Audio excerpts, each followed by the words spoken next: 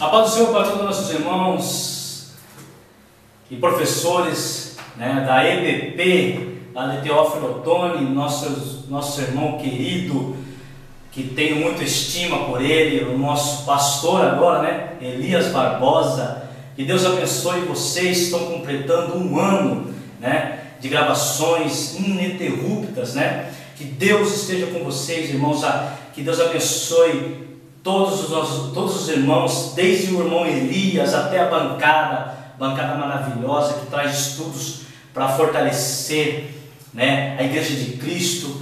Eu fico muito feliz de ter amizade com esses irmãos e sempre estar conversando com eles. E espero um dia, quem sabe, estar com os irmãos aí, dando também uma aula, ajudando no que for possível.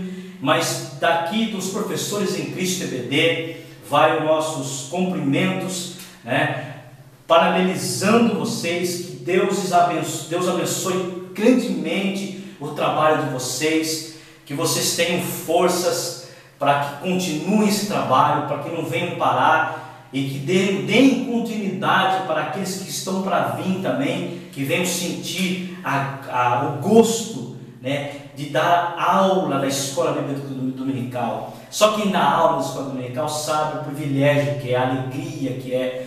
Então nós estamos aqui juntamente com você, meus irmãos, prestigiando também o trabalho de vocês e também, mais uma vez, desejando tudo de bom e que Deus abençoe a cada um, sem deixar ninguém de fora, desde aquele que grava, aquele que fica atrás das câmeras gravando vocês, desde você, meu irmão, meu querido irmão Elias, a toda essa bancada novamente, eu retorno a falar, e que Deus esteja com vocês, e muito obrigado por essa participação, parabenizando vocês desse projeto belíssimo que vocês têm, e que Deus esteja com todos vocês, em nome do Senhor Jesus Cristo.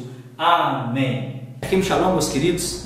É um grande prazer estar com vocês em mais uma pré-aula, hoje gravando a última aula, encerrando esse trimestre, que nós tivemos excelentes lições durante todo esse trimestre. Hoje nós temos o prazer de estar terminando com a honra, com a graça, com a sabedoria do Senhor e principalmente guiado pelo Espírito Santo. Deus nos concedeu a maravilhosa dádiva de servi-lo através dessas lições da Escola Bíblica Dominical. Eu quero dar um grande abraço às pessoas que estão conosco do outro lado, lá nos Estados Unidos, lá no Japão, que sempre tem nos honrado, que Deus possa nos abençoar. Quero deixar um grande abraço àqueles que compartilham a nossa lição, aqueles que têm deixado um like na nossa lição e principalmente aqueles que têm dado um pouco do seu tempo, deixando um inscrito para toda a equipe EBP. Nós da EBP ficamos maravilhados e agradecemos a Deus por mais um trimestre vencido na presença dele. Então, como sempre, eu quero iniciar mandando um grande abraço aos meus amigos que sempre compartilham lição, sempre pedem lição e sempre está conosco. Ao Messias Lima, lá de Mossoró, ao Presbítero Júnior, ao Ebert Araújo, ao Nilcinho de Nova Serrana, Minas Gerais, a Valquíria Coelho e ao Petrúcio de Maceió, lá em Alagoas, ao Ronaldo Todd, meu amigo Ronaldo Todd, a Meire de Jesus, ao Lindomar de Souza e Silvia e ao pessoal da BJI Refrigerações, meu grande abraço. Hoje nós vamos ter a pré-aula, a lição de número 13. Eu tenho dois convidados comigo, dois grandes homens de Deus, um já conhecido de vocês, que hoje é presbítero Marcelo, foi consagrado, e tem aqui comigo hoje o pastor Fernandes, que não é conhecido de vocês, mas vocês vão conhecer, grande homem de Deus aqui da Assembleia Sede. Nós somos da DTO, Assembleia de Deus, Ministério Teófilo Otoni, aqui em Teófilo Otoni, capital mundial das pedras preciosas. Como sempre, nós vamos ler tópico a tópico e vamos explicar tópico a tópico. Esse debate dessa lição é um princípio da próxima lição que virá. A lição que virá vai falar um pouco sobre Apocalipse. E José vai nos dar um enlace do que vai acontecer, dos últimos temas em seguinte, e nós vamos iniciar essa lição, como sempre, lendo tópico 1, lendo introdução e debatendo com os professores. Eles vão falar aquilo que sentir de Deus, aquilo que eles estudarem, e nós vamos discordando ou concordando, trazendo o melhor para você, professor, para que você possa levar para a sala de aula. Hoje eu tenho comigo aqui o professor Marcelo e o pastor José Fernandes. José Fernandes, presbítero Marcelo vai iniciar com a introdução. Fica à vontade, meu querido, está em casa. A paz do Senhor para os irmãos. Introdução. Neste domingo veremos como Deus usou José para garantir a sobrevivência de Israel. Tudo começou com um sonho que, no devido tempo, fez-se realidade. Mas, do sonho à realidade, o jovem hebreu viu-se reduzido à escravidão até ser exaltado como governador de toda a terra do Egito. José soube esperar com paciência. Quem tem sonhos dados por Deus não tem pressa, sabe que tudo haverá de cumprir-se no tempo estabelecido pelo Eterno. Meu amigo Marcelo, eu sei que o senhor hoje esteve trabalhando, sofreu a semana abençoada por Deus. Desde lá de casa eu estava estudando essa lição. Eu falei, vou perguntar para o Marcelo o que ele achou desse trimestre. O senhor lecionou conosco aqui, o que o senhor achou desse trimestre, o que o senhor achou da lição, o que o senhor achou do autor. Fala um pouquinho para nós aí, meu querido.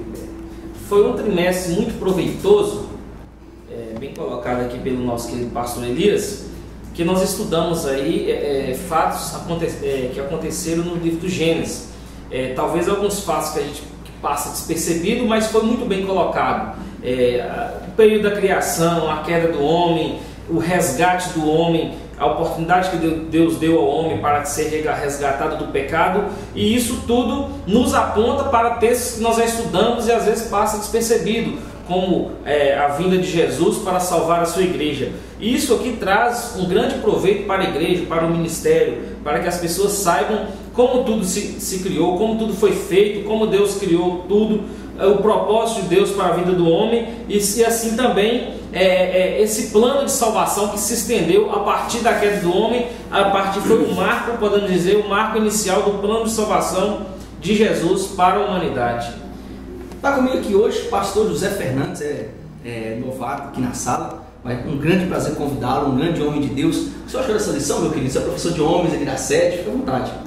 Eu achei uma lição muito oportuna, porque nos traz conhecimento desde a criação e nos remete para os nossos dias e para o futuro.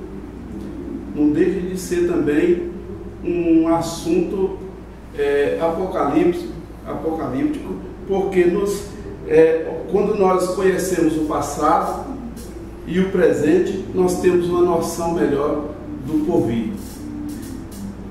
Eu vou iniciar essa lição, eu acho magnífico. Isso chama-se quebra-gelo. Você pode fazer isso na sua sala. Sempre inicie o último trimestre, a última lição. Aqui nós temos café da manhã, ou temos almoço, alguma coisa assim. Sempre inicie perguntando para o seu aluno como foi o trimestre, para que ele possa se inteirar com a turma e estar integrado do que aconteceu. Um ponto marcante na lição, eu gostei dos professores falando aqui sobre cada ponto, desde o início da criação, sobre o sistema apocalíptico. E nessa introdução, explique para o seu aluno, a leitura bíblica em casa está em Gênesis 45, o versículo de número 1 até o versículo 8. Explique para ele que até chegarmos nesse ponto da lição, exatamente em Gênesis 45, nós veremos que José passa por diversas frustrações em sua própria casa. E isso você deve explicar. Explica para ele que essa lição já está iniciando, nos mostrando que os maiores confrontos, eu estava até falando com o professor Marcelo agora, nós estávamos tomando água junto, os maiores confrontos que nós temos dos servos de Deus hoje são dentro dos próprios lares. E é esse tópico que nós temos que discutir em sala. É uma excelente lição para você iniciar falando, querido, a maior perseguição, quando você converte, não vem do mundo. A maior perseguição vem de dentro da sua casa. O inimigo vai levantar pessoas que você conhece, que você tem afim, que você ama, para que não colabore com a sua conversão. Então, coloque-se para a sua sala de aula. Eu estava até falando com o professor Marcelo sobre isso, ele estava concordando comigo e falou assim, rapaz, eu quase sofri muito no início da minha conversão, e todos nós temos uma experiência amarga quando nós convertemos. Todos nós. Pode falar, meu querido, fica à vontade. E muito bem colocado, e também já esse assunto já entra diretamente na lição que estamos estudando no dia de hoje, que José era filho entre os seus 12 filhos, né, de Jacó, e seus 11 irmãos. Talvez eles não tinham a mesma relação com Deus, não tinham a mesma intimidade com Deus, e intimidade essa que José ele tinha alguns sonhos estes inspirados por Deus. Deus dava esses sonhos a José, E quando ele contava para os seus irmãos, isso movia o coração deles de grande inveja, que vamos estudar aqui hoje. Então, os primeiros conflitos de inveja, de perseguição na vida de José não começou quando ele foi para o Egito, quando ele foi ser escravo lá. Foi dentro da sua própria casa, na convivência com seus irmãos. Os seus irmãos não aceitavam a posição que Deus tinha colocado na vida dele. Talvez por ele ser o mais querido do pai, por ele ser filho de Raquel, que era a promessa que Deus tinha feito, e também por ele ser o caçula, né? Não era o primogênito que tinha talvez mais regalia, mais poder, mais autoridade sobre os irmãos, e a autoridade estava imposta sobre o menor. Professor José Fernandes, o que você achou, meu querido, dessa introdução? O que você achou dessa lição? Eu achei muito interessante, inclusive a respeito das dificuldades que enfrenta o novo convertido dentro da sua casa. Eu fui o primeiro no meu lar a aceitar Jesus e encontrei essas barreiras também. Mas quando a gente se converte de verdade, quando nós somos crentes mesmos, ainda que novos, nós enfrentamos tudo isso porque Jesus nos fortalece, nos capacita, apesar de às vezes não ter conhecimento, porque é início de conversão, mas a presença de Deus na vida da gente é muito forte quando a gente aceita Jesus, tudo é novo e a gente fica cheio mesmo, cheio de entusiasmo, e a gente enfrenta todas as dificuldades e a gente acaba vencendo. Foi o que aconteceu comigo. No final de contas, hoje eu tenho quase toda a minha família no Evangelho. Que bênção, maravilha, gente. Então, querido, anote isso aí. Nessa introdução, todo esse enlace que aconteceu com José, ela vai chegar num ponto culminante que nós estamos estudando aqui em Gênesis 45. E esse enlace, esse suspense, é o preparo do instante em que José agora ele iria conhecer os seus irmãos. A história fala em Gênesis 43, Gênesis 44. É o ato onde chegaria até o momento que ele foi vendido como escravo, toda essa coisa. Nós vamos falar um pouquinho sobre isso. Nós vamos chegar ao momento em que esse preparo era para que ele chegasse diante dos seus irmãos e ele fizesse o translado da sua família do Egito, das terras hebreias para o Egito.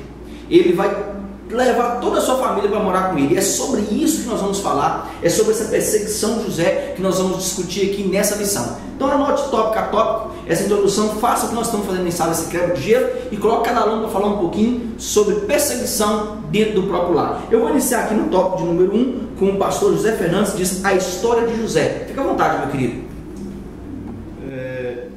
José era bisneto de Abraão, amigo de Deus, à semelhança de seu pai Jacó e do avô Isaac. Era um homem de profundas experiências com o Senhor. A seu modo era um profeta e um especialista em sonhos. O filho da afeição. José era filho de Raquel, a esposa amada de Jacó. Seu nascimento foi celebrado por sua mãe.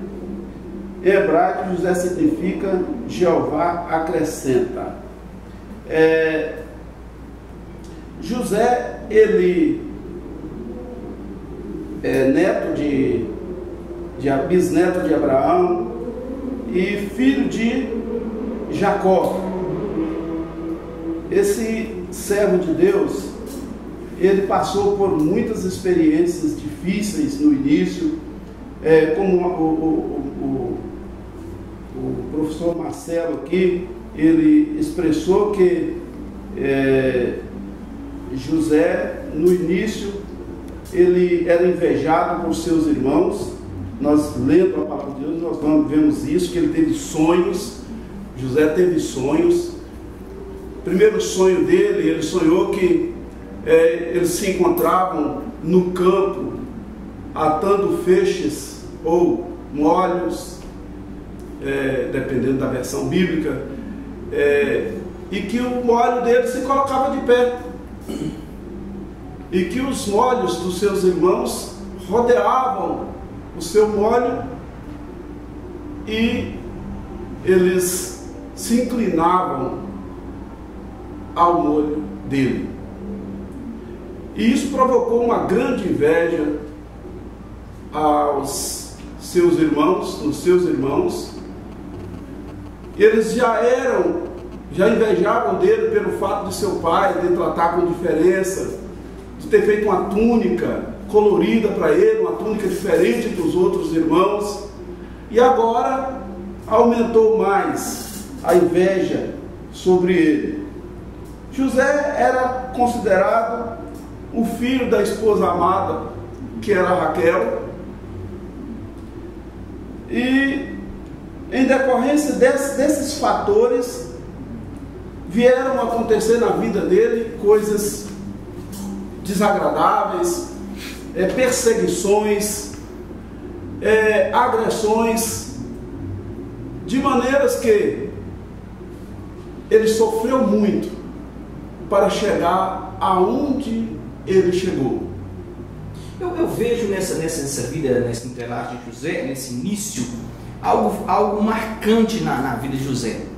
Como o professor Marcelo falou, nós precisamos entender que a geração de José foi uma geração, quando nós olhamos para os pecados anteriores dos passados de José, nós vamos ver que toda geração pegou alguém e colocou para dormir com o pai.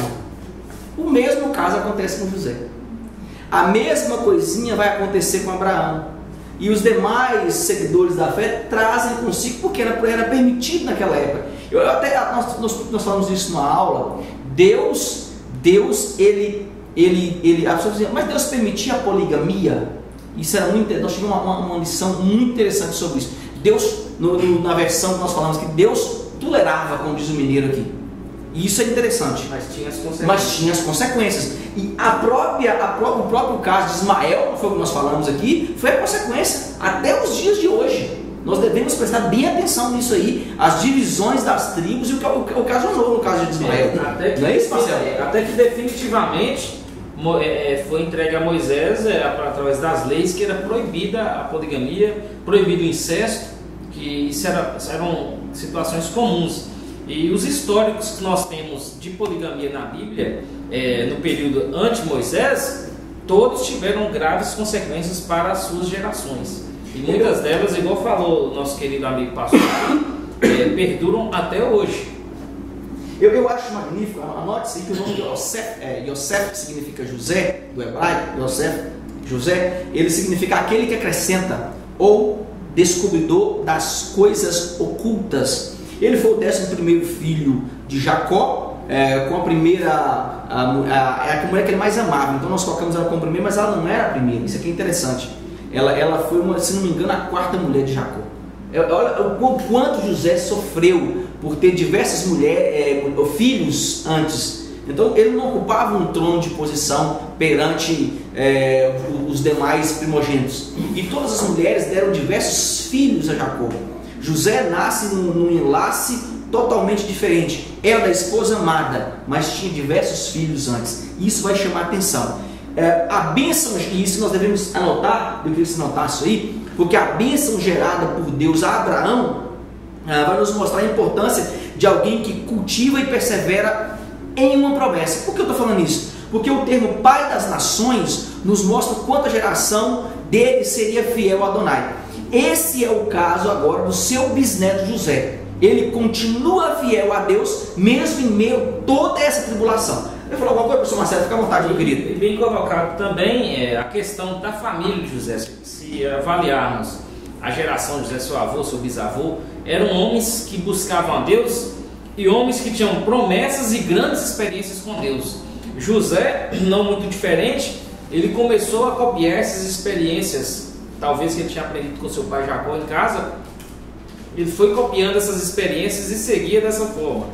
Um dos motivos também que gerou inveja nos seus irmãos, não só porque naquele momento ele era o último, depois veio o seu filho, o seu irmão Benjamim, naquele momento o pai dele amava ele muito.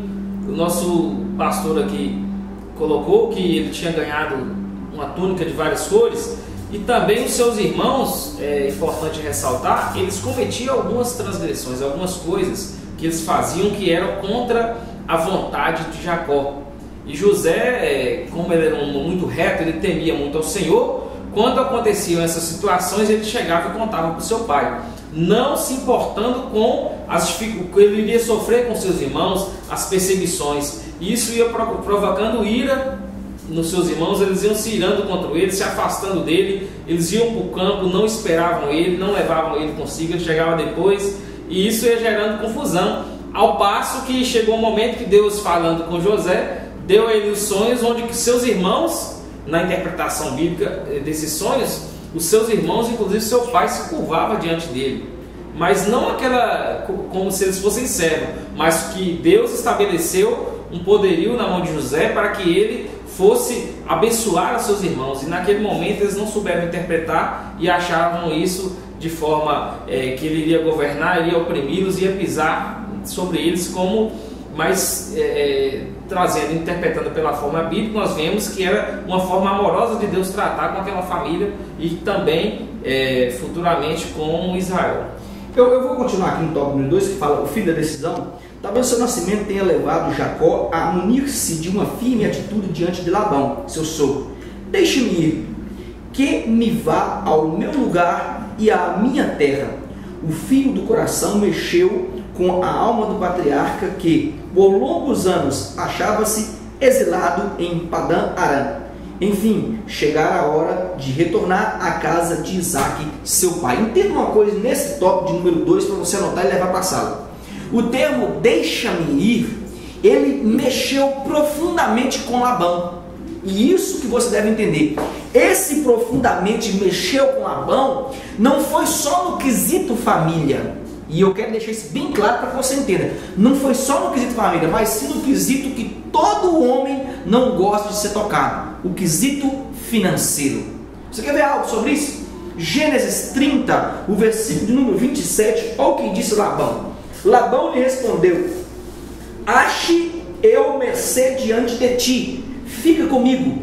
Tenho experimentado o que o Senhor me abençoou por amor a ti. Marcelo, Labão sabia que a bênção que estava chegando atrás ele era por causa de José. Então esse quesito agora, se José sai, se ele larga, a minha parte financeira será afetada. Então eu não posso deixá-lo ir. Eu preciso tê-lo aqui na minha casa, querido. E isso é magnífico. Existem raízes do velho homem que tenta perdurar sobre o novo homem. Existem raízes do Egito que querem habitar em Israel. Quando nós convertemos, dizemos: mas agora você se converteu, você vai deixar os seus amigos? Você vai deixar a rodinha de cerveja? Você vai deixar o barzinho que a gente tem junto? Você vai deixar aquele futebol, aquela pelada, como diz o tradicional? Querido, essas raízes sempre vão tentar te alicerçar ao velho homem.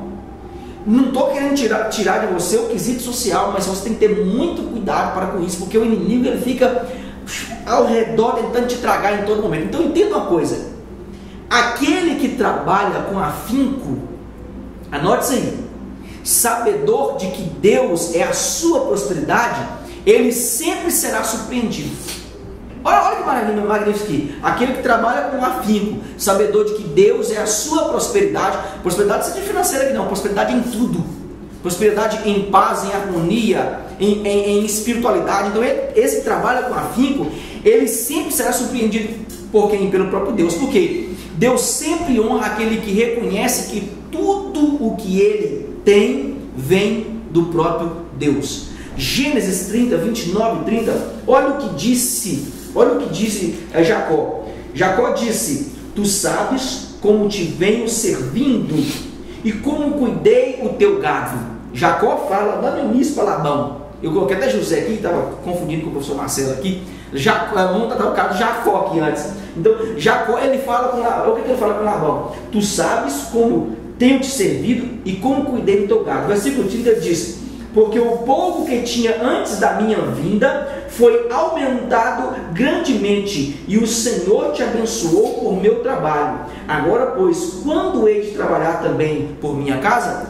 Então, nesse quesito, Jacó agora sabia que ele tinha uma prosperidade, porque Deus estava com ele.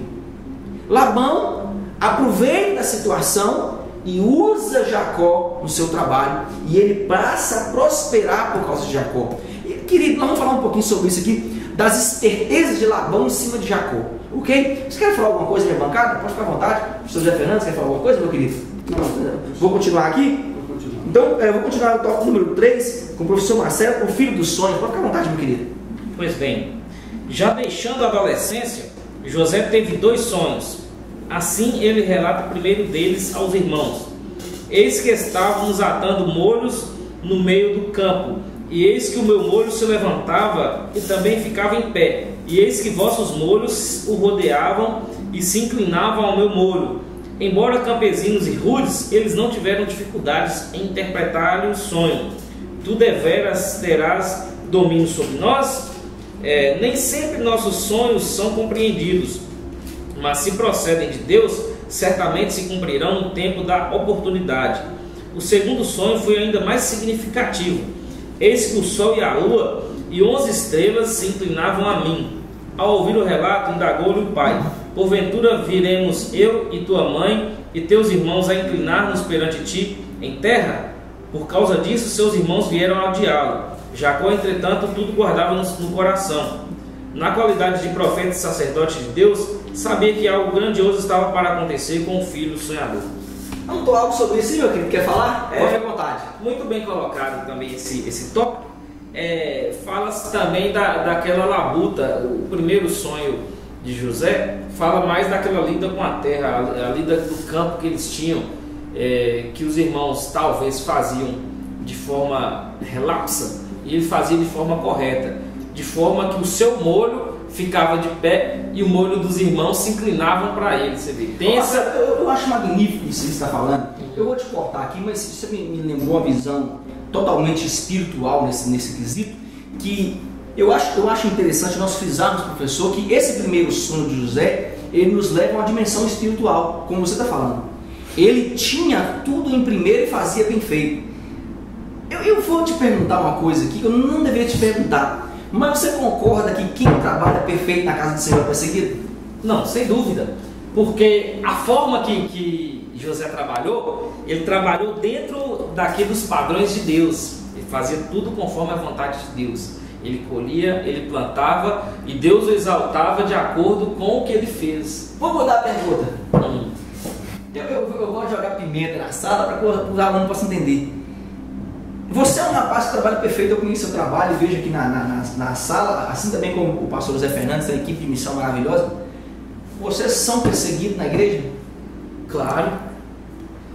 Todos nós sofremos perseguições, mas o grande detalhe disso que é importante ressaltar, que se você está fazendo algo que agrada a Deus, alguém pode ser usado, alguém que talvez não esteja na presença de Deus da forma certa, ou então pode ser usado pelo inimigo, pode sofrer de inveja, como os irmãos de José tinham inveja dele. Então a inveja ela existe, a inveja está no coração do homem, e o homem, a partir do momento que ele dá vazão à inveja, mais ele pode ser perseguido. Mas só que quem é crente, é salvo e gosta de trabalhar para a obra de Deus está aí, não tem medo de perseguição. Eu estou perguntando, se eu estou perguntando ao pastor Zé Fernandes aqui também, eu estou perguntando isso para o aluno ter noção, o professor ter noção com o aluno e perguntar isso para o aluno, para ele entender que todos nós somos perseguidos dentro da casa do Senhor. Concorda comigo, pastor Zé Fernandes? Pode ficar à vontade, meu querido. Concordo, sim. Apesar de eu ser novo aqui, eu não tenho observado esses detalhes aqui dentro da nossa igreja, mas muitos anos no Evangelho eu conheço isso. O primeiro a lançar inveja de uns para com os outros, inveja de quem não faz, em cima de quem faz, é o próprio inimigo, é o diabo que faz isso aí. E muitas vezes esse problema, ele não nasce da liderança, esse problema nasce de pessoas no paralelo. São pessoas que não fazem, e quando vê alguém fazendo, se sente condoído porque ele não faz, se sente incomodado porque não faz, e aí quer, como diz o ditado popular, quer jogar areia na farofa de quem faz. Mas isso é muito perigoso, essas perseguições, essas invejas, é muito perigosa. Quando nós estamos trabalhando e que surgem esses problemas, é claro que a gente vai sofrer com isso, mas vai sofrer muito mais aquela pessoa que persegue. Muito bem lembrado. Agora mesmo. Posso perguntar para o senhor Marcelo? Agora, essa história de José, pastor, é a receita para aqueles que são perseguidos. Você observar, se você ler a história de José do início, desde a perseguição dos irmãos até no Egito, ele sofreu perseguições, mas ele venceu pautado no que Deus queria para a vida dele. Ele não levantou contra os irmãos. Ele podia chegar para o pai dele e falar: meus irmãos estão indo contra mim, estão me perseguindo. Ele não fez isso. Quando a esposa de Potifar deu em cima dele, ele se calou, da mesma forma que ele estava calado quando foi lançado na cova.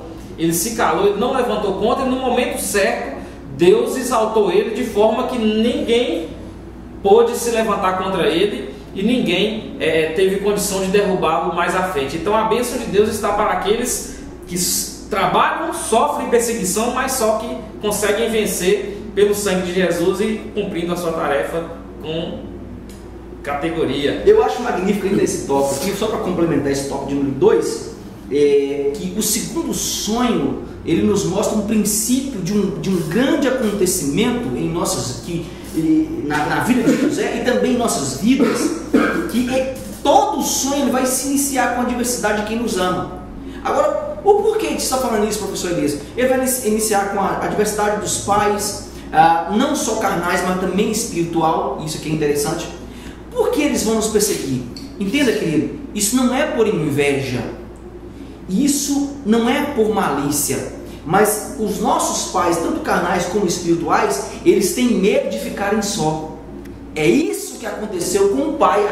O professor Marcelo leu muito bem ali, que diz que em tudo ele guardava em seu coração, porque ele sabia da promessa que Deus tinha. Da promessa, ele sabia da promessa. Como profeta, ele sabia da promessa que Deus tinha. Mas só que quando José ele anunciou esse segundo sonho, eles não prestaram atenção, que eles falaram: como nós vamos se inclinar perante a você? Mas só que, observa, o sol, a lua e 11 estrelas se inclinavam perante José, mas eles não perderam a sua glória. O sol não perdeu a sua glória, a lua não perdeu a sua glória, as outras estrelas com seu brilho não perderam a sua glória. Da mesma forma que entendemos que os 11 filhos de Jacó, mais José, as 12 tribos tiveram a sua glória e perduraram por toda a eternidade. Eu acho magnífico o versículo, Gênesis 37, versículo 11, assim: seus irmãos lhe tinham ciúme, o pai, no entanto, considerava o caso consigo mesmo, ou seja, guardava consigo as atitudes e os seus sonhos. Eu vou continuar aqui no tópico de número 2, que trata um escravo chamado José, com o pastor José Fernandes. Fica à vontade, meu querido. Um escravo chamado José. Se em casa era o mais querido dos filhos, no exílio José teria de experimentar as angústias de um escravo. O Senhor, porém, era com ele. Então nós vemos aqui que José deixou aquele conforto que tinha na casa dele, não porque ele quis, mas ele foi levado a isso. Era o mimadinho do pai e da mãe, era o queridinho dos pais, apesar de odiado ou invejado pelos irmãos e perseguido às vezes, mas ele tinha a proteção do pai, e ele tinha aquela alegria de saber que ele era o preferido. E agora os irmãos dele pegam José, ele já começa a sofrer a partir daí. Eles pegam José, lançam ele numa cisterna, deixa ele sofrendo ali por alguns minutos, depois resolvem vender ele para os ismaelitas, que vendem ele no mercado de escravos no Egito. Ele vai parar na mão de Potifar, e ali tudo que ele faz, o escravo José, tudo que ele faz na casa de Potifar prospera. Mas ele deixou de ser um homem livre, mesmo que tudo que ele faz prospera, mas ele não é um homem livre, ele é um escravo, está na casa de Potifar. Tudo que ele fazia prosperava, mas agora chegou numa situação que ele teve que parar no suplício, na masmorra, ele vai parar numa prisão. E nessa prisão nenhuma presta. Você pode estar dentro de um quarto, no quarto mais confortável que for, não presta. Apesar que ele estava na prisão onde os presos do rei ficavam, mas era uma prisão. Mas mesmo ali, José prosperou. Por que José prosperou? Porque ele era fiel a Deus. Ele não, nós não vimos na Bíblia, na história de José, nenhum momento de reclamação, nenhum momento de murmuração. Nós não vimos na história de José.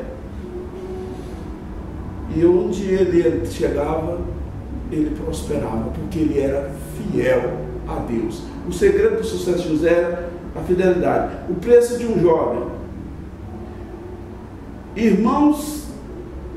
Os irmãos de José venderam-no a uns mercadores ismaelitas por 20 ciclos de prata. Avaliaram-no abaixo da cotação do mercado para a compra de um escravo. As pessoas socialmente aviltantes não tinham muito valor. O valor de José, entretanto, excedia ao do próprio ouro. Era um homem que não foi valorizado para os irmãos, não foi valorizado no mercado, nem no mercado de escravos ele foi valorizado, não alcançou o preço de um escravo. Mas Potifar, que comprou José, ele fez um excelente negócio. Ele comprou um homem por um preço insignificante, mas que valia ouro. Eu quero falar sobre isso, irmão Zé Fernandes, pastor Zé Fernandes, que eu acho magnífico, que nós devemos entender o que é provação. Provação é dificuldade, situação aflitiva ou sofrimento muito grande que põe à prova a força moral, a fé religiosa, as convicções do indivíduo. O caso de José nos arremete, e eu acho isso aqui muito interessante, está estudando lá em casa, ao caso de Jesus. Ambos foram vendidos por ciclos de pratas, mas ambos tinham um valor inestimável. Concorda comigo? A bancada há de concordar comigo. Então entende isso aqui, ó.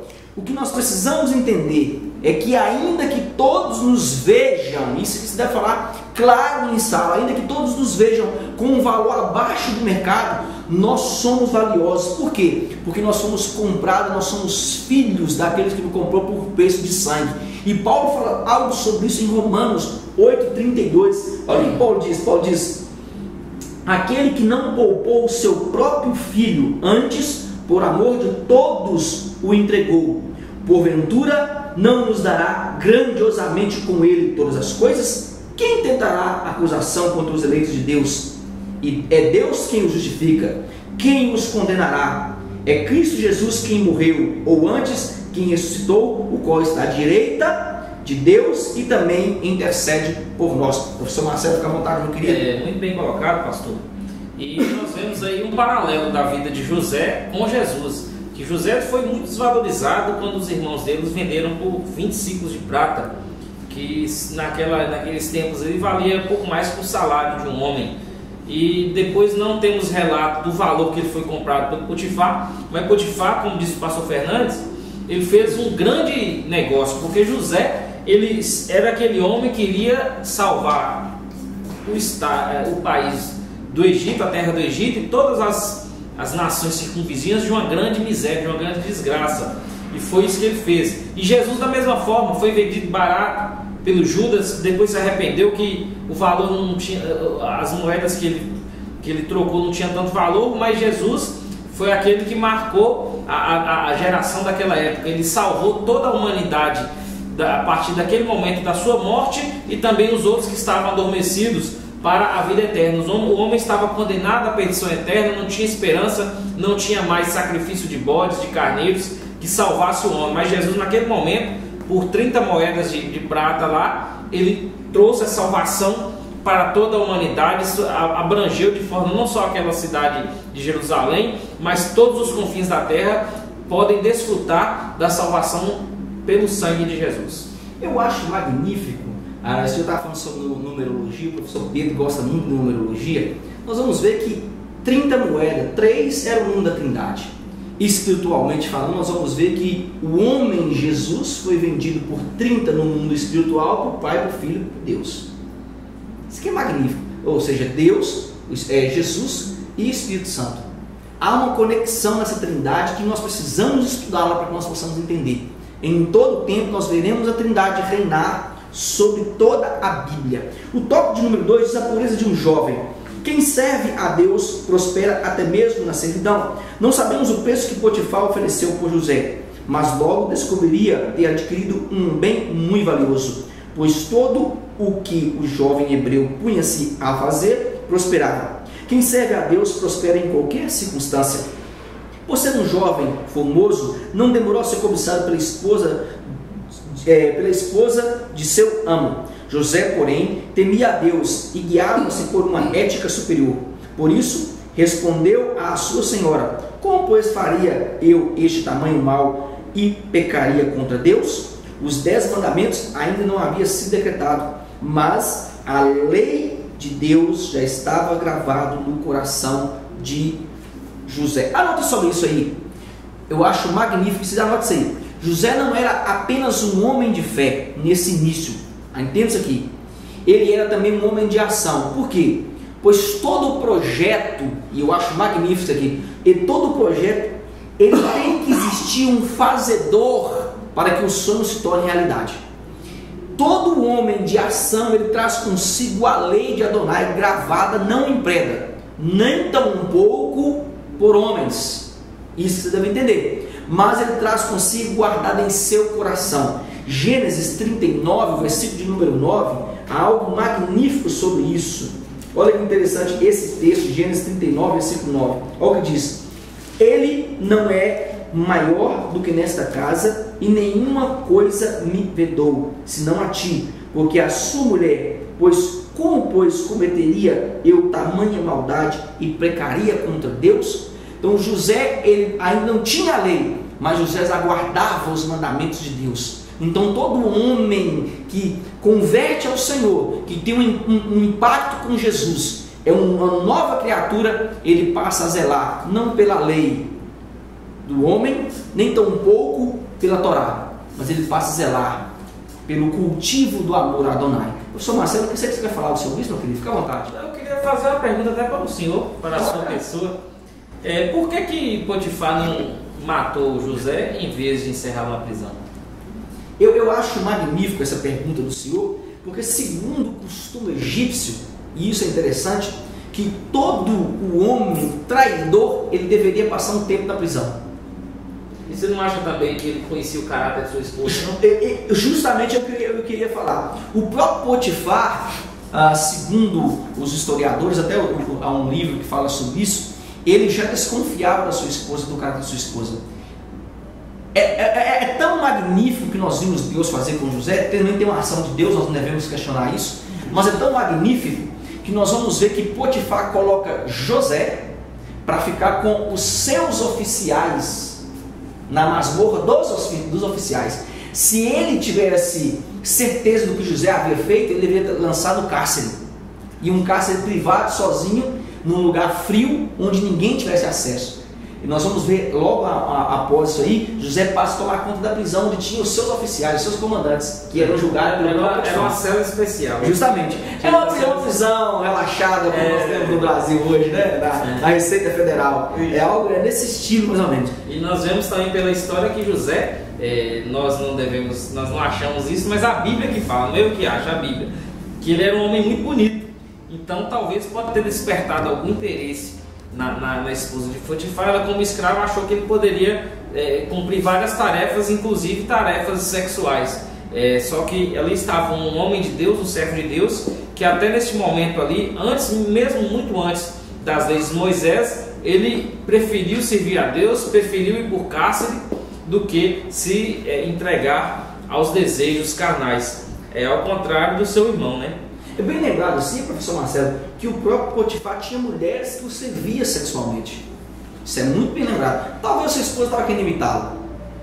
Nós não podemos acelerar, mas tudo indica que ele duvida do caráter dela por não matar José na hora. Todo inimigo do faraó morre na frente dos seus criados. E nós vimos isso claramente na história. Ele tinha por dever passar uma faca sobre a barriga dele para que as vísceras saíssem para fora na frente do seu inimigo. Era algo cruel. Na própria sala ele fazia isso. Matava para que ele fosse honrado como Deus. Eu vou continuar aqui no tópico número 3, como o senhor vai falar sobre a prisão de um jovem. Fica à vontade, meu querido. Eu gostaria de estar falando aqui a respeito do que foi mencionado. Você deu uma passada assim bem rápida a respeito do que eu vou falar. Pode falar. Mas existe aí um projeto de Deus na vida de José. José não poderia morrer. Teria que ser cumprido o plano de Deus na vida dele. Cadê o que foi mencionado? Como que ficaria o que foi mencionado? Que os irmãos, o pai, a mãe e os irmãos se inclinariam perante ele em terra. Então, se ele morresse ali, o projeto de Deus cairia por terra. Então, Deus trabalhou nisso aí também. Não estou desfazendo do conhecimento que os irmãos têm, que o pastor Elias, o professor Marcelo tem, verdade, eu estive observando esse detalhe aí, mas a principal coisa aqui, o principal motivo é que eles não poderiam, Potifar jamais conseguiria impedir o plano de Deus na vida de José. Isso é tão verdade, você está falando, que nós vamos ver o próprio faraó na época de Moisés. Ele tinha tudo para matar Moisés. E no entanto não cometeu. Ele teve que libertar o povo do Egito por causa do próprio Deus de Moisés, o Eu Sou. Isso é magnífico. O plano espiritual, nós estamos trazendo um pouquinho do plano carnal, mas no plano espiritual nós não podemos sair fora dele. Professor Marcelo, e mais uma colocação, nós temos também Jesus, que seria preso, que falou, ainda não é chegada a minha hora, e Jesus de forma misteriosa, de forma divina, ele conseguia se misturar à multidão, ninguém conseguia achar ele.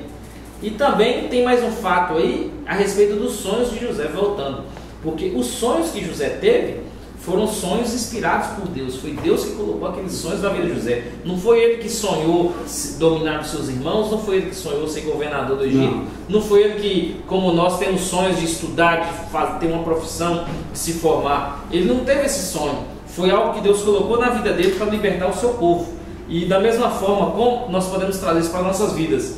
Aquilo que sonhamos pode ser que seja frustrado, mas os sonhos que Deus tem para nós, os sonhos e planos que Deus coloca nas nossas vidas, esses serão cumpridos. Nós não vamos morrer antes de ver, antes de desfrutar dos sonhos de Deus para a nossa vida. Isso numa esfera mais material, aqui na terra mesmo. Aquilo que Deus tem para a sua vida, no seu ministério, na sua casa, na sua família, isso vai se cumprir aqui na terra.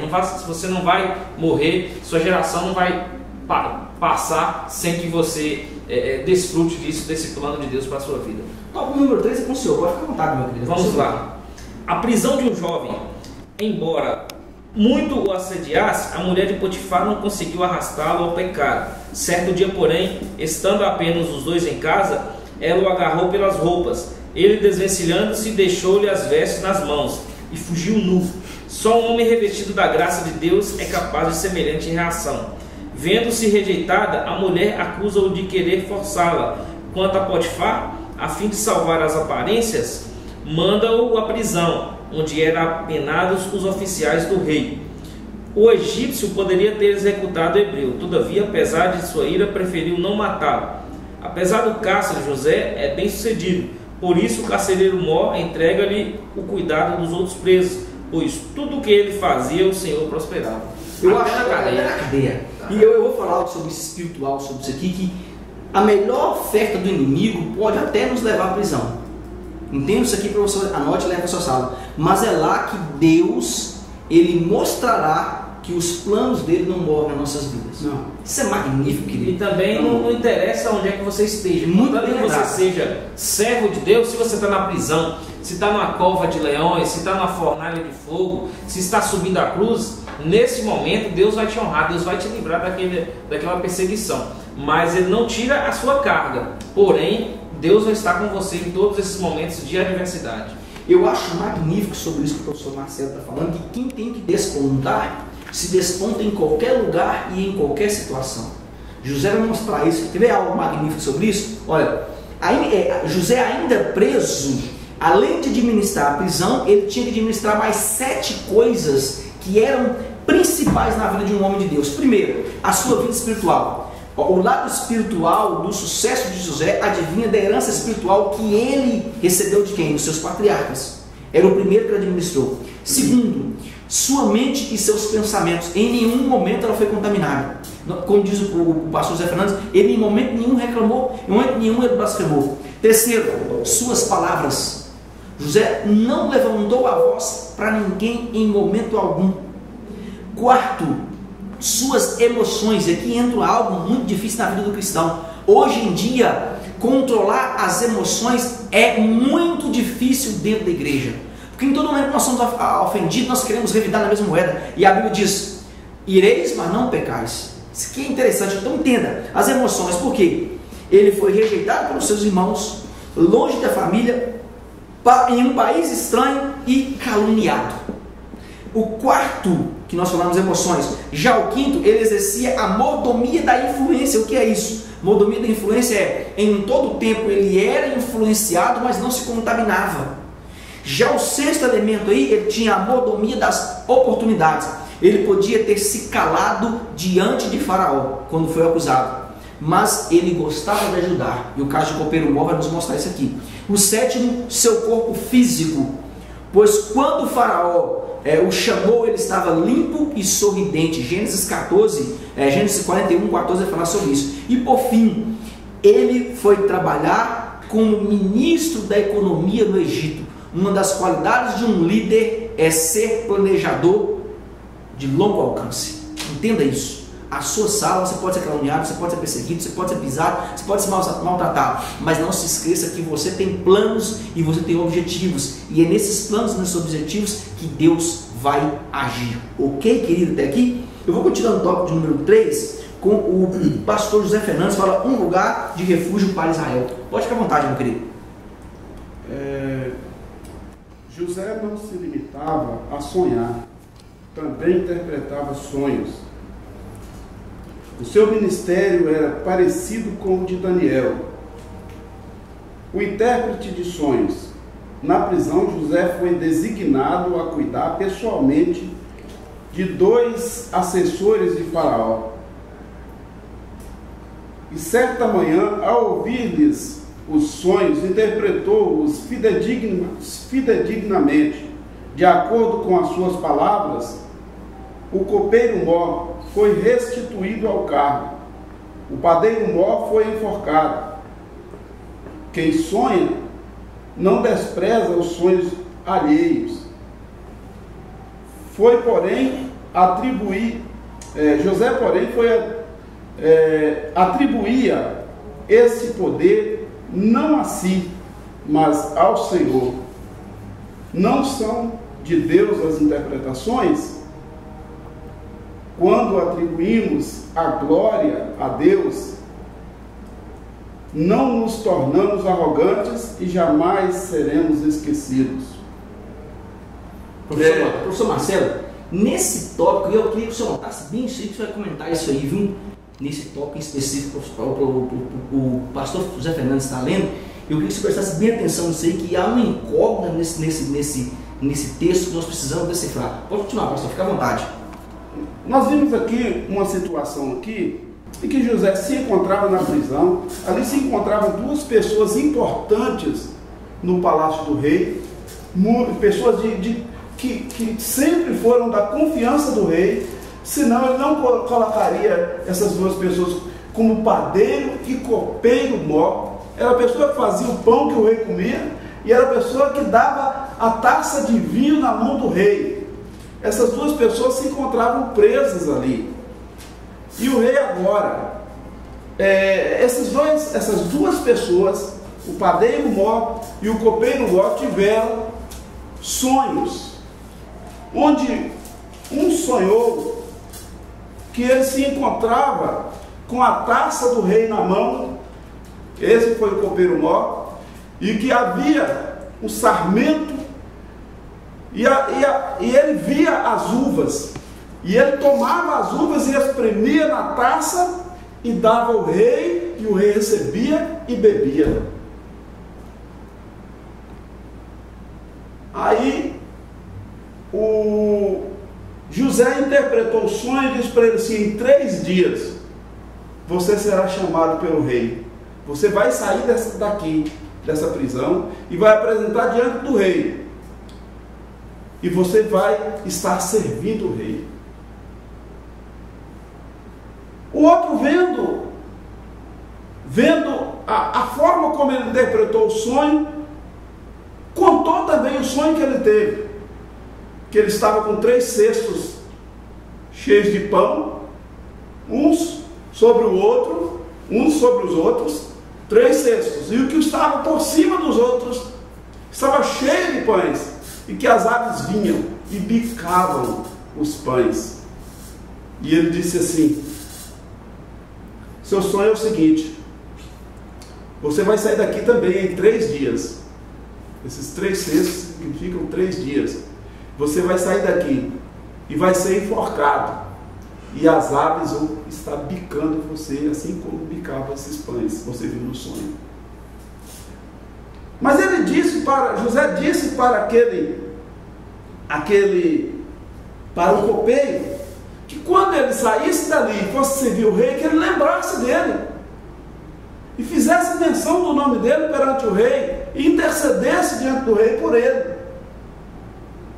Mas o copeiro saiu, e o sonho e a revelação cumpriu, a interpretação cumpriu. Ele saiu e foi servir o rei.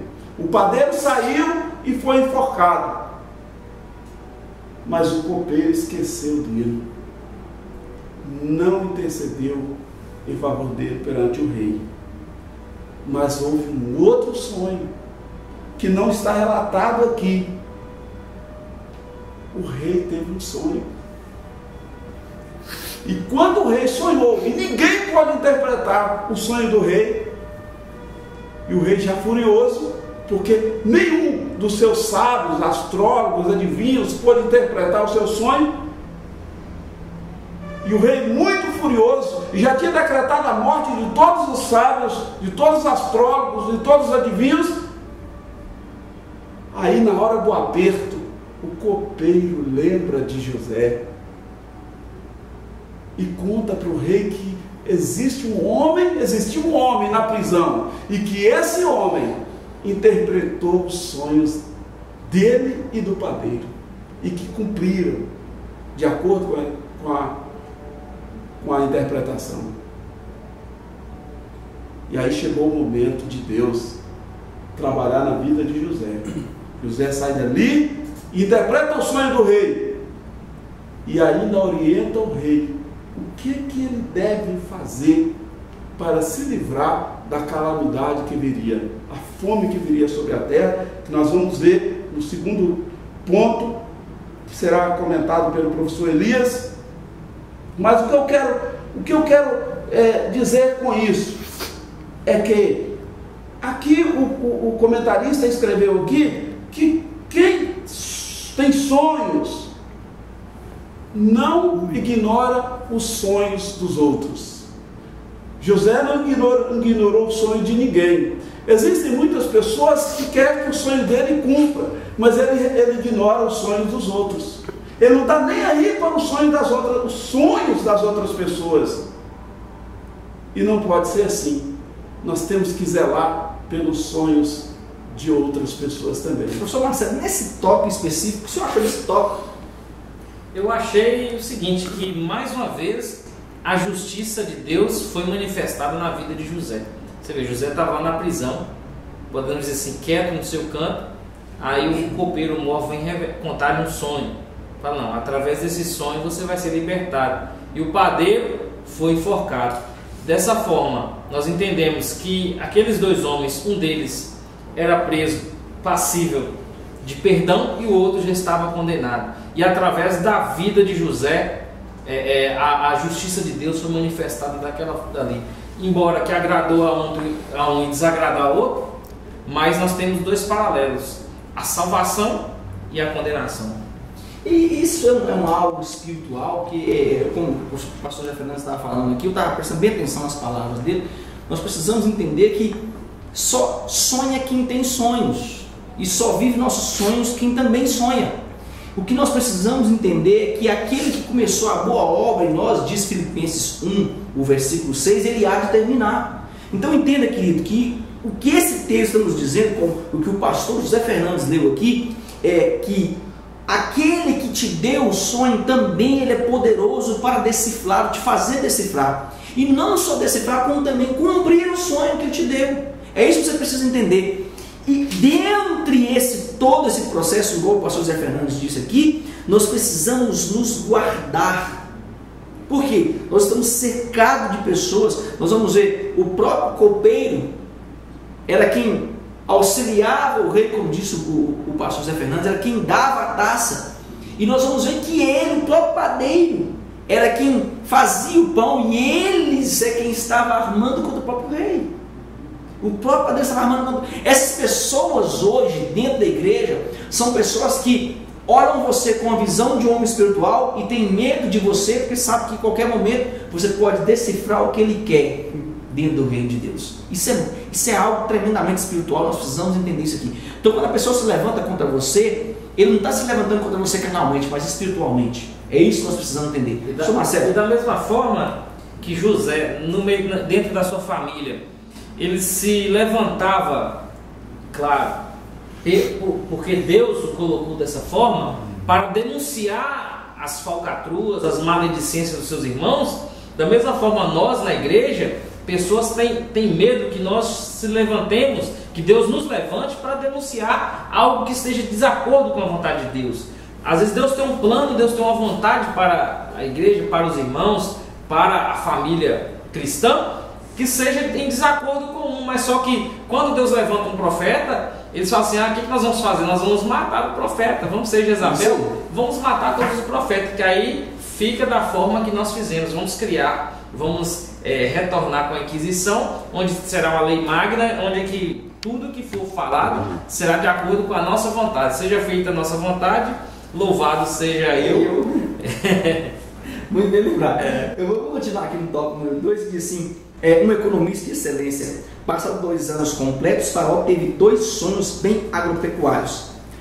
No primeiro, viu 7 vacas gordas, que eram devoradas por outras 7 vacas magras e feias. E no segundo, observou que 7 espigas boas e graúdas eram igualmente devoradas por outras 7 espigas mirras e queimadas pelo vento oriental. Ao interpretar o sonho ao rei, entregou-lhe também um plano econômico que, embora simples, se mostraria eficaz para salvar não somente o Egito, mas os povos vizinhos, entre os quais os hebreus. O plano era bastante prático. A fartura dos primeiros 7 anos deveria ser armazenada para socorrer a penúria dos 7 anos seguintes. Ao ouvi-lo, Faraó constituiu imediatamente José como governador do Egito. Acharíamos um varão como este, em que haja o Espírito de Deus? Seria muito bom se nossos ministros tomassem algum conselho com José. Entenda uma coisa, eu anotei aqui. Nós temos que exercer, isso que eu quero que você leve para a sala, para que a sala debata isso aqui, entenda isso aqui. Nós temos que exercer hoje, em atualidade, o ministério sobrenatural. O que é o ministério sobrenatural? Esse ministério sobrenatural é algo vindo do próprio Deus. Entenda isso aqui. O dom de José, com que o faraó o exaltou, o tornando governador do Egito, é algo espiritual. O faraó tira o anel, isso aqui é interessante, e coloca sobre o dedo de José, o colocando como o segundo sobre todo o reino. Ele era detentor agora do cargo mais alto. Ou seja, José agora era responsável pelas finanças. Se fosse hoje, ele era o ministro da economia. Entenda uma coisa, em todo o tempo, nós veremos nesse capítulo o número 7, que é o número que nós chamamos de perfeito, o número da perfeição. 7, Deus perfeito. Nós vamos ver aqui 7 vacas gordas, 7 vacas magras, 7 espigas boas, 7 espigas mirradas, 7 anos de estoque, 7 anos de fome. E isso na numerologia nos mostra que Deus estava agindo na perfeição e espiritualmente no ministério sobrenatural de José. Quer ver algo magnífico? Gênesis 41, o versículo de número 30, olha o que diz o versículo de número 38. Disse Faraó aos seus oficiais: acharíamos porventura homem como este, em quem há o Espírito de Deus? Então era algo sobrenatural, perfeito, agradável a Adonai. José tinha um princípio e ética do próprio Deus. Marcelo, fica à vontade. E essa situação que aconteceu no Egito é relativamente política. Nós pegamos esse exemplo, foi um exemplo bem sucedido, e trazemos para o cenário atual. Nos causa muita tristeza. Que falta faz nos dias de hoje um homem como José na política? Porque José, o que ele fez no Egito, ele gerou um equilíbrio financeiro, político, não só para o povo do Egito, mas para todos os povos do Oriente Médio naquela época. Ele criou uma firmeza política, uma firmeza, algo que trouxe uma prosperidade para todos naquele momento de crise. Hoje nós estamos no período de crise. Os políticos, alguns deles cristãos, eles se levantam não para orar pela nação, não para poder trazer algo de bom. Eles querem o quê? Bater, falar mal, mas ninguém se levanta com uma solução. Cadê os homens de Deus? Cadê os José dos tempos de hoje? Onde eles estão? Estão acuados, estão calados? Ou infelizmente não tem mais nenhum que possa ser achado justo? Quando nós vemos as notícias no noticiário, todos os dias passa no jornal, nós nos entristecemos que cada político que é investigado é achado culpa. Não tem um justo sequer. E em contrapartida agora tem um movimento agora que vai para as ruas para poder fazer um movimento contra o governo. Mas quem está liderando? Movimentos sociais. Você não vê um político colocando a cara, falando: eu estou na frente do trabalho, eu sou justo e vou para a rua com o povo. Ninguém aparece. Nesse momento ninguém aparece. Porque todos estão no mesmo saco. Ninguém pode atirar a primeira pedra. Ninguém tem condição. Eu ia falar, fica à vontade com José Fernando, fica à vontade. Então, o que eu vejo nisso aí é o seguinte: José foi um homem que era o tipo de Cristo. Ele foi aquele homem que padeceu, que sofreu por causa da maldade dos outros. Aqui diz o seguinte: que através do qual o povo escolhido foi liberto da morte certa. O silêncio de José, enquanto seus irmãos deliberaram seu destino, prefigura o silêncio de Cristo perante os seus juízes. Então, homem como José, nós não vamos encontrar nos dias atuais. De jeito nenhum, nós não vamos encontrar. Hoje, você pode encontrar pessoas para acusar, mas pessoas que têm condições de assumir o lugar de quem ele acusa, nós não encontramos. Você estava mencionando aqui a respeito de pessoas capazes de assumir. As pessoas, muitas vezes, existe um dizer de que o povo tem o governo que merece. Eu discordo, porque nós não temos a opção de escolha. Colocam lá os candidatos e nós somos obrigados a votar. Então, nós não temos a opção de escolha. Nós não temos o governo que merecemos. Nós votamos porque nós somos obrigados e não temos opções. Então, infelizmente, final dos tempos, Jesus está vindo aí, e a única opção que nós temos é para cima. Vertical nós não temos opções, é por Jesus. E olhar para Jesus, o autor e consumador da fé, e pronto, e aguardar em Jesus. Eu vou continuar aqui no tópico, muito bem lembrado, pastor Zé Fernandes, eu vou continuar aqui no tópico número 3, com o professor Marcelo, que diz o salvador de seu povo. Vai encarar certinho o que você está falando. Fique à vontade, meu querido. Vamos lá. Foi como primeiro-ministro do Egito que José acolheu a família. não somente perdoou as ofensas aos seus irmãos, como proveu-lhes toda a subsistência. Ele soube como interpretar as adversidades pelas quais passara.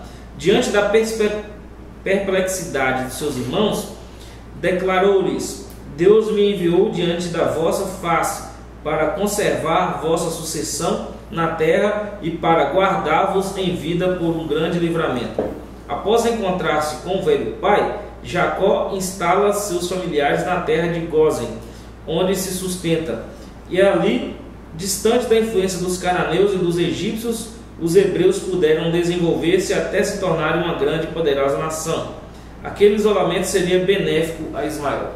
Eu vou comentar nesse tópico, eu queria que vocês anotassem, professores, que José, ele tem a decência de estar no poder e não usá-lo para ferir os menores. Isso aqui é interessantíssimo. Ainda que eles tinham feito maus, ainda que eles tinham vendido, ainda que eles tinham caluniado, ainda que eles tinham massacrado, isso nos mostra que José, ele adquire do próprio Deus a liberalidade de perdão. Isso é magnífico, querido. É isso que nós precisamos trazer, essa atitude, José, ele traz consigo do próprio Deus. Nós como cristãos temos que adquirir essa atitude do próprio Deus. Ainda que nossa família se corrompa, ainda que nossa família nos maltrate, nós trazemos consigo o perdão, que é a marca genuína do Evangelho nesse último tempo. Professor Marcelo, para falar. E José, como governador do Egito, como detentor de tudo ali, de todo o poderio daquela nação, que era uma grande nação, ele estava, podemos dizer assim, com a faca e o queijo na mão. Aí agora meus irmãos estão aí, me lançaram numa cova, me venderam como escravo, agora eu vou trazer a justiça sobre a vida deles. Eu vou prendê-los, vou matá-los, vou encerrá-los, vou colocá-los para trabalhar para mim como escravo. Mas o que ele fez? Ao invés disso, ele perdoou, deu mantimento para os seus irmãos, para o seu pai, para a sua família. Ele honrou sua família, ele se lembrou da sua família, se lembrou dos seus e se lembrou de todo o povo de Israel. Eu acho interessante. Ao contrário do que vemos hoje. Às vezes você tem um líder no poder. E os hinos?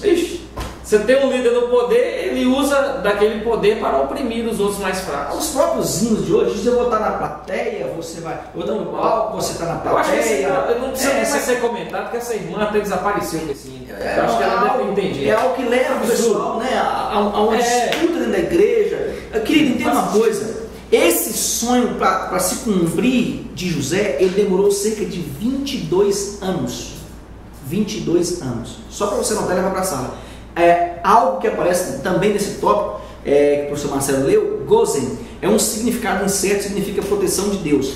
Então José leva toda a sua família para a melhor terra que tinha na região, onde tudo era abundante. Ele traz o melhor para a sua família. Ainda que eles tinham feito maldade com ele, ele trata como rei. Essa é um fato marcante.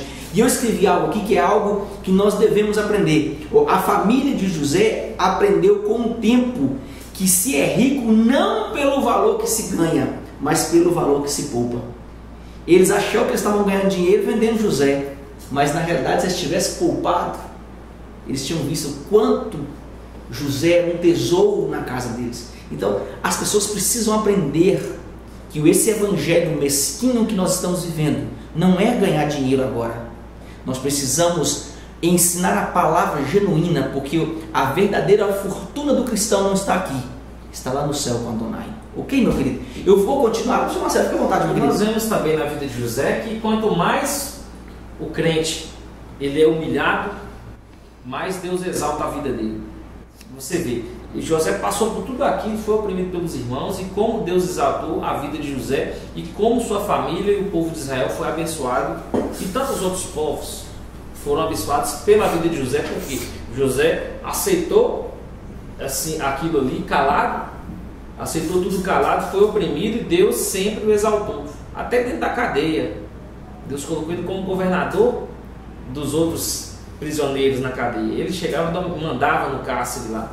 Então, de forma amorosa, nós vemos aí, não é aquele cara rude, ríspido, não. É um cara amoroso, ele tratava com amor a seus colegas de cela e também futuramente a todo aquele povo do Egito. Então, nós temos aí a forma de como um verdadeiro servo de Deus, como um verdadeiro cristão deve agir, tanto em momentos de adversidade, que ele passou por um momento de grande adversidade e também passou por um momento de grande bonança, quando ele foi exaltado como governador do Egito. E nada disso subiu pela cabeça. Aí eu deixo para os nossos queridos irmãos que estão nos assistindo, que nos assistem sempre, não deixe o poder que é imposto sobre você, talvez pelos homens e até mesmo por Deus, subir para a cabeça, para que você vá usar os seus amigos, os seus irmãos da igreja, os cristãos como escada para você subir. Use sempre a escada que é Jesus. Jesus é que vai te levar para o caminho certo, não os seus desejos, as suas atitudes, mas sim a graça e a misericórdia de Deus.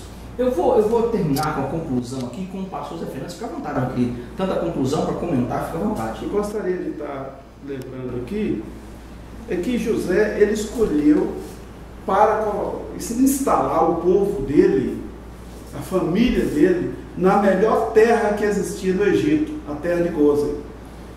Era a melhor terra, onde ele deixou o povo dele guardado, protegido, distante das contaminações, das heresias que existiam no Egito e vivendo prosperamente.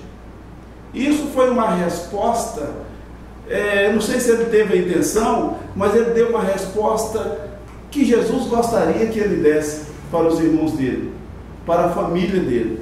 Eu acho que é assim que nós devemos fazer com aquelas pessoas que nos prejudicam, dar uma resposta à altura, mas não com o mesmo tom de agressão, tom de vingança, não, pelo contrário, ajudando, abençoando, e assim nós conseguimos, porque a melhor coisa, se José fosse uma pessoa vingativa, uma pessoa magoada, cheia de mágoa, de rancor, ele não teria chegado onde ele chegou.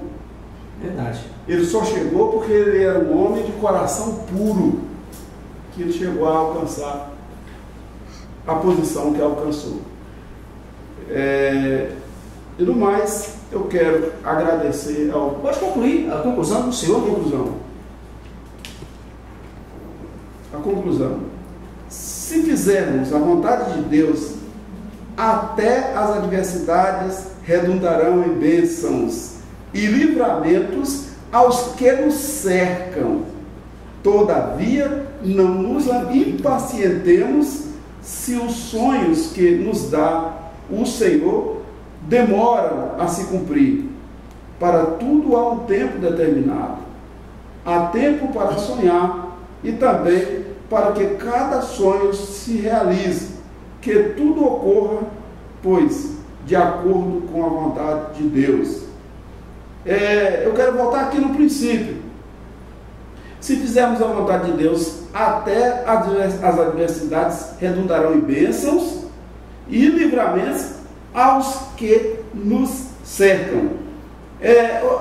A frase que o comentarista colocou aqui, ele nos leva a pensar em fazer a vontade de Deus, não pensando diretamente em nós, mas pensando nas pessoas que nos cercam.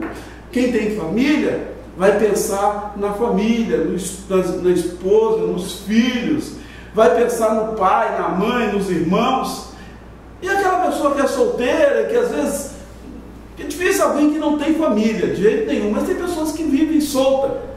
Pensa nas pessoas, nos amigos, nos vizinhos, e nós somos uma bênção, temos que ser uma bênção para todos aqueles que nos rodeiam, e não sermos egoístas, servindo a Deus, pensando em ser abençoados só por nós mesmos, mas pensando em espalhar bênçãos para todos aqueles que estão à nossa volta. Muito bem, meu querido professor Marcelo, fica à vontade, meu querido. Considerações finais. Eu quero agradecer a oportunidade. Eu vejo aqui que essa lição é uma lição de grande proveito para a igreja de hoje. A vida de José, como nós falamos aqui, é um exemplo de obediência a Deus, de servidão a Deus e de amor ao próximo também. Que Deus possa abençoar a vida de cada um nesse trimestre que nós passamos juntos aqui, e que esse ano de 2016 venha repleto de bênçãos espirituais para a vida de você e da sua sala. Sempre ore pelos seus alunos, ore pela sua sala, ore pelos seus líderes, pelos seus pastores, para que Deus possa abrir as mentes e abençoar cada dia mais, para que possamos juntos aprender sempre mais e aplicar a palavra de Deus nas nossas vidas. Um grande abraço. Pastor Fernandes, com vontade, meu querido. Eu gostaria de agradecer primeiro a Deus por essa oportunidade, ao pastor Elias por ter me convidado para estar aqui pela primeira vez. Talvez eu tenha ficado um pouco apreensivo pela falta de costume de estar aqui diante das câmeras, mas espero que terei outras oportunidades e podemos estar um pouco mais solto para estar falando. Deus abençoe a todos. Eu desejo muita paz, muita bênção, um final de ano abençoado para todos e o ano vindouro seja uma bênção para todos também. Meus queridos, paz do Senhor, que Deus abençoe. Excelente aula, excelente final de ano, excelente Natal, excelente Ano Novo e até o próximo trimestre com toda a nossa equipe, com toda a nossa bancada, que nós estaremos aqui para debater lição tópico a tópico. E feliz 2016, grande abraço, que Deus abençoe, paz de Deus.